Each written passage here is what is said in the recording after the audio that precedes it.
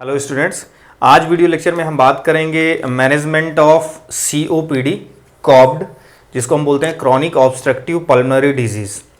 तो बच्चों में बहुत ज़्यादा कई बार ये कॉन्सेप्ट इस सीओपीडी का नहीं क्रिएट हो पाता।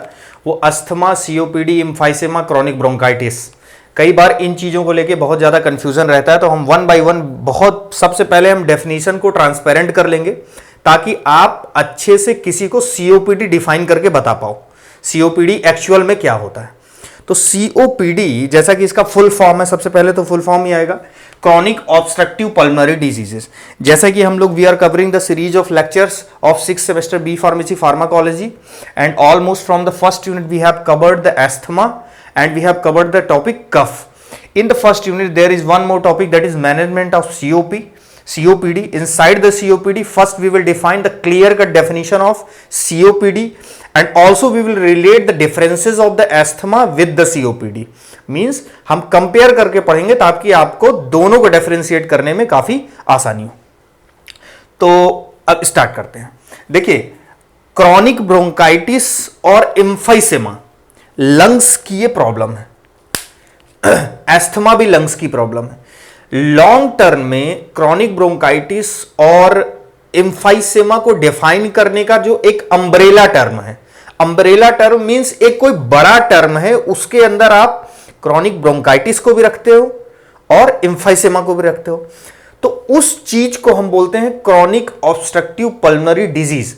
मीन्स अगर हम क्रॉनिक ब्रोंकाइटिस और if we know the clear cut definition of chronic bronchitis and emphysema, it means we know what is COPD, because COPD holds to chronic bronchitis as well as emphysema both, because COPD is umbrella term to define COPD and emphysema, right?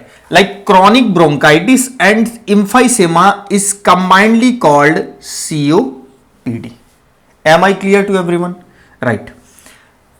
अब हम पढ़ लेते हैं कि actual में chronic bronchitis क्या होता है और एम्फाइसेमा क्या होता है। देखिए, तो इस डायग्राम की मदद से हम क्या देखेंगे कि the normal structure of Airways, जो हमारा एयर पैसेज है जिसमें हम बात कर रहे होते हैं कई बार एस्थमा के केस में ट्रैकिया और ब्रोंकल्स की, लेकिन हम इसमें जो इन्वॉल्व करने वाले हैं ब्रोंकियोल्स को करने वाले हैं और एल्वियोलाई को इन्वॉल्व करने वाले हैं, जिसको हम एयर सैक्स भी बोलते हैं।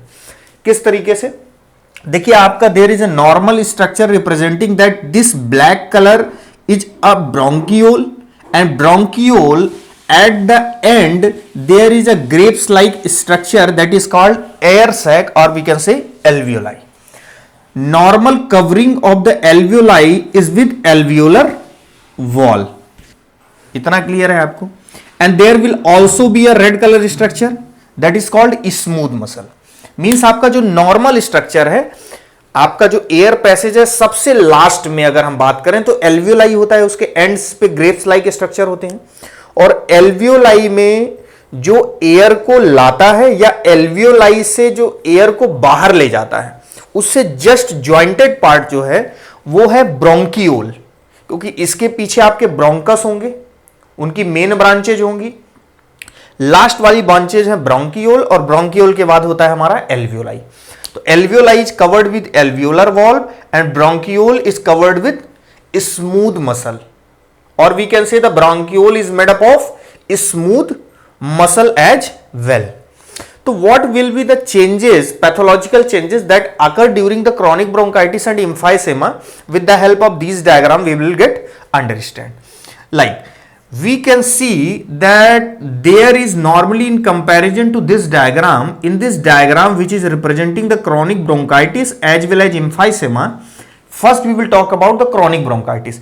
In chronic bronchitis, the smooth muscle that is present in the bronchiole, this black colored pipe, there will be an inflammation or in advanced stage there will be also the remodeling which is represented by this helical structure, black color and green dot structure. Means in chronic bronchitis there will be an inflammation and there will be an alveolar remodeling which leads to the fibrosis of bronchioles as well. तो हम chronic bronchitis को क्या define कर पाए अब तक कि chronic bronchitis में जो ब्रोंकियोल्स होंगे, नॉट ब्रोंकाई, नॉट ब्रोंकस, जो ब्रोंकियोल्स होंगे उनकी स्मूथ मसल में इंफ्लामेशन होगा, प्लस वहां पे एडवांस स्टेज में एल्वियोलर रीमॉडलिंग स्टार्ट होगी। And as we know the remodelling in any part of the body leads to the ultimate disarrangement of that particular organ. Initially तो helpful होती है, लेकिन लास्ट में उस चीज को, ऑर्गन को कई बार डिस्ट्रॉय करने के लिए रिस्पॉन्सिबल होती है। Means in the inflammation there will be starting of remodeling and ultimately result in the fibrosis, and these condition of the bronchioles is called chronic bronchitis. I hope कि आपको ये chronic bronchitis clear होगा. In case of emphysema the problem will be only lies in the air sacs region. What will be the changes, pathological changes in the emphysema and air sacs? As we can see, there is a normally distension of the air sac area. The area of the air sac is less here, but here the areas of the air sacs become high. Once the area of the air sacs become high, the pressure gradient यहाँ पे क्या हो जाएगा, fall हो जाएगा। Pressure कम होगा तो उस प्रेशर के साथ अब नीचे जो ब्लड वेसल्स यहाँ पे होंगी, ब्लड वेसल्स जो यहां पे होंगी उनसे जो गैसियस एक्सचेंज है वो प्रेशर क्रिएट नहीं होगा, तो एयर क्या होंगी, बैकवर्ड। और जब ऑर्गन को ब्लड ऑक्सीजन नहीं मिलेगी, क्योंकि एयर यहां पे प्रेशर है नहीं सफिशिएंट, उस प्रेशर से ब्लड वेसल्स में ब्लड ऑक्सीजन जा नहीं पाएगी, तो ऑक्सीजन जा नहीं पाएगी तो आपको प्रॉब्लम किसकी होगी, साइनोसिस। बॉडी में नीला कलर, नीला मतलब ब्लूनेस इन द बॉडी, तो वो आपकी रिप्रेजेंट करेगी एम्फाइसेमा को। It means in case of emphysema we are restricted to in the alveolar sac, while in case of chronic bronchitis we are defining chronic bronchitis by the inflammation in the bronchiole region. ये आपका chronic bronchitis और emphysema का explanation है, आप इसको किस तरीके से एक्सप्लेन कर सकते हैं। ये दो चीजें आपको ये पैटर्न क्लियर होगा डायग्राम की हेल्प से। Means combinedly chronic bronchitis and emphysema, umbrella term which we use is called COPD. COPD कोई एक सिंगल डिजीज नहीं है, COPD एक कंबाइंड नेम है, जबकि आप कई बार emphysema और chronic bronchitis के लिए एक साथ COPD यूज करते हैं। चूंकि हम यहां पे मैनेजमेंट ऑफ द COPD की बात करते हैं, तो हमको COPD की कुछ बेसिक्स क्लियर होने चाहिए, जैसा कि हमने COPD क्या होता है, किस तरीके से उसमें चेंजेज आते हैं स्ट्रक्चर में, लंग्स में, एल्वियोलर और ब्रोंकियल रीजन में। अब हम बात करेंगे सिम्टम की, तो the most of the symptom of the COPD will be same as we have studied in the case of asthma, like there will be also dyspnoea, shortness of breath, wheezing, chest discomfort and cough. तो यहां पे आपका कुछ technical बताने का नहीं है, ये already we have discussed in the previous video lecture. In 95% of the cases, the cigarette smoke of the cigarette leads to the COPD.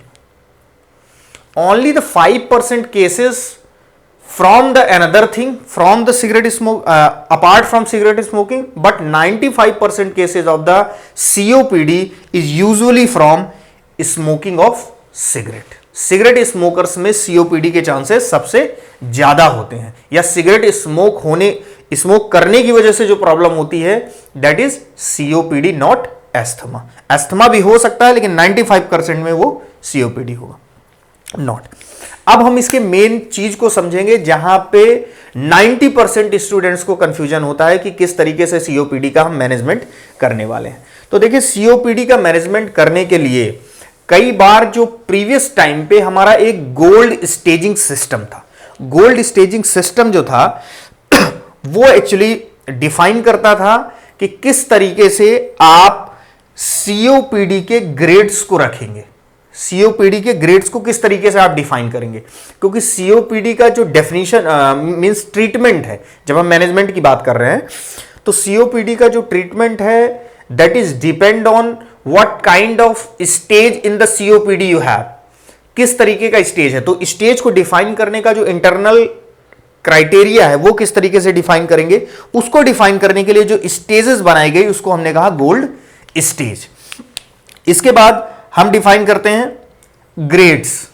तो ग्रेड्स की बात तब आई, या तो आप उसको गोल्ड स्टेजिंग कह लो, या कई बार बाद में लेटर ऑन उसको गोल्ड स्टेजिंग को ही कई बार बोला गया क्या, ग्रेडिंग करने की बात। तो इसमें कोई आपको कंफ्यूजन नहीं होना चाहिए कि ग्रेडिंग सिस्टम अलग होता है, गोल्ड स्टेजिंग अलग होती है। GOLD staging and grading system both are same, and the internal criteria that how you will define GOLD staging and the grade system is like, number 1 severity of the system, symptom मतलब symptom की severity कितनी है, कितना ज्यादा severe है, उस base पे भी आपकी गोल्ड स्टेजिंग रखेंगे कि आप ए रखना चाहते हो, बी रखना चाहते हो, सी रखना चाहते हो, डी रखना चाहते हो, या 1 2 3 4 गोल्ड स्टेजिंग में करेंगे, या ग्रेडिंग में हम बात करेंगे ए बी सी डी की। स्पायरोमीटर रिजल्ट आपको किस तरीके से दे रहा है उसकी हम बात करेंगे। Chances of COPD to get worse, आप कितनी बार सीओपीडी के चांसेस वर्स होने के वर्स होने के हैं। एक्चुअली ये जो चीज हम करते हैं, स्टेजिंग करते हैं, इसके लिए प्रॉपर आपका एक क्वेश्चनएयर का फॉर्मेट होता है। उस क्वेश्चनएयर के फॉर्मेट को डॉक्टर साहब को देते हैं कि आप इसको फिल करिए। आप उसमें अपनी प्रॉब्लम्स बताते हैं कि इस तरीके की कंडीशन आप लास्ट इतने डेज से आप फील कर रहे हैं। तो उस बेस पे ये डिफाइन किया जाता है कि सीवियरिटी ऑफ सिम्टम क्या है, स्पायरोमीटर का रिजल्ट क्या रहा आपका, चांसेस ऑफ सीओपीडी को वर्स होने के, मतलब आप लास्ट टाइम कितनी बार आपके चांसेस ऐसे आए कि आपको ये कंडीशन बनी कि आपकी मेडिकेशन चेंज होना चाहिए या हॉस्पिटलाइज आपको होना चाहिए, या आप presence of other health problem, आपकी सीओपीडी के साथ कोई एसोसिएटेड प्रॉब्लम तो नहीं है कोई दूसरी। इन बेसिस पे we will define the GOLD staging and grades. तो अब हम थोड़ा सा डेप्थ में इसमें भी जाएंगे कि आप किस तरीके से स्पायरोमीटर के रिजल्ट को रखते हो, राइट, और किस तरीके से हम अब फोकस करेंगे कि मैनेजमेंट ऑफ द ट्रीटमेंट में। ये रही आपकी बात सीओपीडी की बेसिक्स की। देखिए, हम spirometry grades, based on spirometry grades, exacerbation and symptom grades, these 3 things will define that what kind of COPD grade you have, and based on that COPD grade the doctor will prescribe or a pharmacist will prescribe the medication, right? Like in spirometry grades there will be FVC and FEC. So what is FVC? FVC and FEC. FVC is force vital capacity. Spirometry grades में हम 2 चीजें देखेंगे, FVC and FEC, force vital capacity और forced expiratory volume. Force vital capacity क्या है? Force vital capacity है कि आपने डीपली ब्रीथ किया और कितना फोर्सफुली कितना एक्सहेल किया, वो वॉल्यूम है।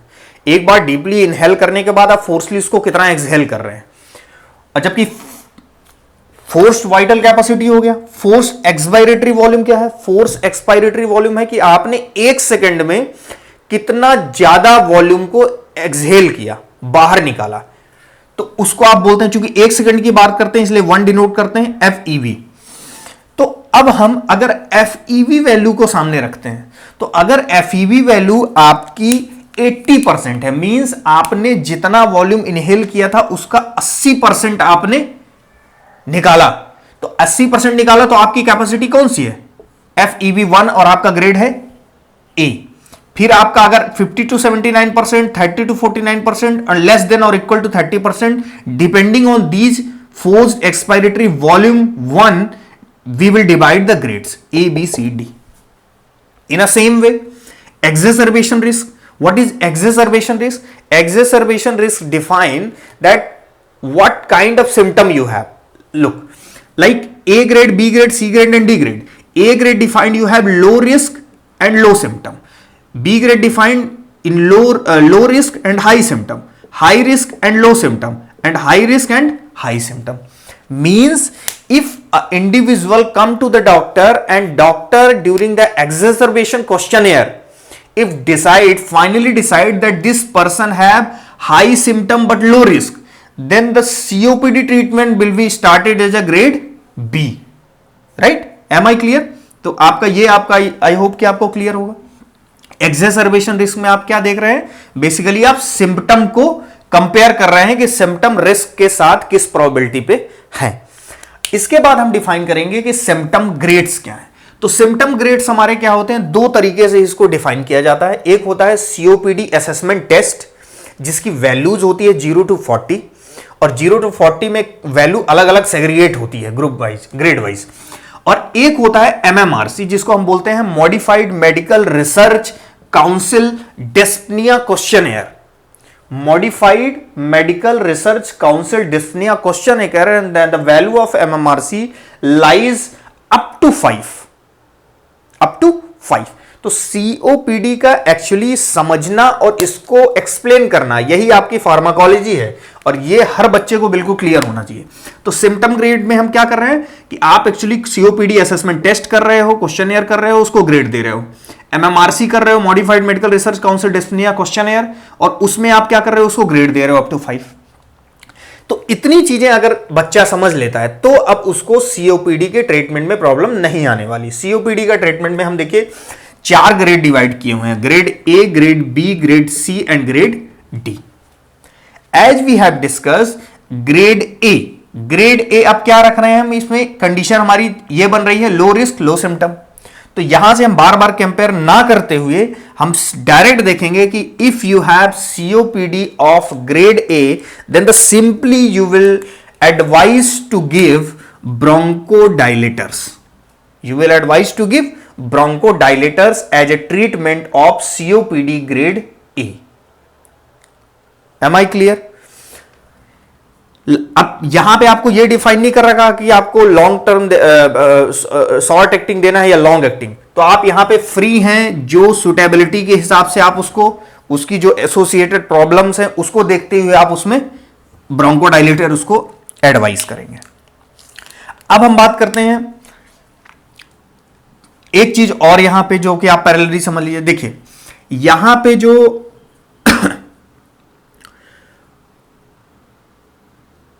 ग्रेड ए और ग्रेड बी, इसमें हम डिफाइन करेंगे कि आपकी जो एमएमआरसी है, सॉरी एमएमआरसी नहीं, मीडियम एक्सेसरबेशन, राइट। आपकी क्या है, मीडियम, 1 सेकेंड, मीडियम है या कौन सा वर्ड है इसमें, I will make it clear to you. Moderate exacerbation, अगर मॉडरेट एक्सर्वेशन है लेकिन उसकी वैल्यू लाई करती है 0 to 1 तो वो ग्रेड ए और बी है। लेकिन अगर moderate exacerbation and the value lies more than और equal to 1 then there will be grade C and D. इसी तरीके से हम उसको डिफाइन कर सकते हैं, जैसे यहां पे मैंने डिस्कस किया था इसको डिफाइन करते वक्त कि अगर हॉस्पिटल ले जाने की प्रोबेबिलिटी मोर देन और इक्वल टू 1 थी तो आप उसको सी और डी में रखेंगे। अगर उसको हॉस्पिटलाइजेशन रिक्वायर्ड नहीं है तो आप उसको ए और बी में रखेंगे। इस तरीके से आप ट्रीटमेंट अपना करेंगे। तो in grade A there will be advise, you are advise to give bronchodilator. In case of B, bronchodilator will be LABA, means long acting bronchodilator like salmeterol and formoterol, and you are also in some cases advised to give LAMA, means long acting muscarinic agent, long acting muscarinic antagonist आप यहां पे define करेंगे, right. तो ए और B का हमारा clear हो गया।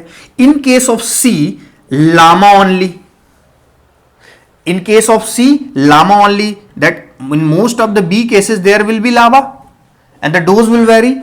In case of C, only LAMA will vary, LAMA will be there, and that will be tiotropium. LAMA means long acting muscarinic antagonist. In case of D, you are supposed to advise LAMA plus LABA and ICS and LABA depending on the two condition. If the CAT value which was COPD assessment test was lying more than 20, then you will prescribe LAMA, long acting muscarinic antagonist and long acting bronchodilator, like. And in case of, if EOS value, what is EOS value? EOS value in the COPD, actually in COPD there are so many secondary mediator that are ultimately responsible for COPD as well as they were responsible for in case of asthma. So eosinophil is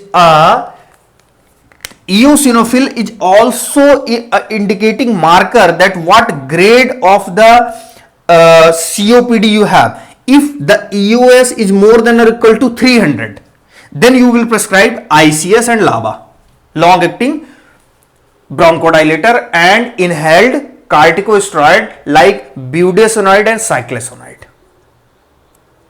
So this is the COPD treatment, that how you will provide the treatment to the a person which is having grade A COPD, grade B COPD, grade C and grade D. अगर अभी भी almost कई बच्चों का ये concept तो clear हो जाता है कि सर हमारा गोल्ड स्टेजिंग समझ में आ गया, हमको क्लियर समझ में आ गया, तो एक पॉइंट मैं आपसे और डिस्कस करना चाहता हूं, वो ये है कि लाइक गोल्ड स्टेजिंग की हम बात करें